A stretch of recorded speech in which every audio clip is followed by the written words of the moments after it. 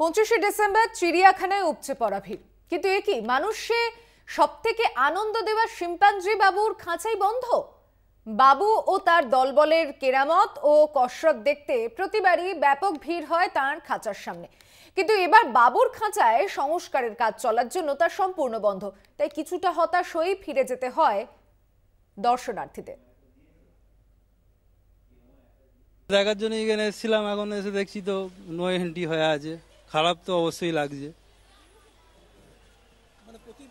হ্যাঁ, প্রতিবারে এসেই এখানে এসে দেখা হয়, এবারে দেখতে পাচ্ছি না, মিস হচ্ছে, এবারে খারাপ লাগছে খুবই।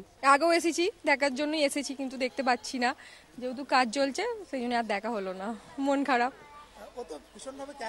হ্যাঁ, সেই জন্যই আগে এসেই বলছি যে দেখতে পাচ্ছি না, খুবই মন খারাপ। বাচ্চাগুলোও দেখতে পেলো না, এলো অত দূর থেকে।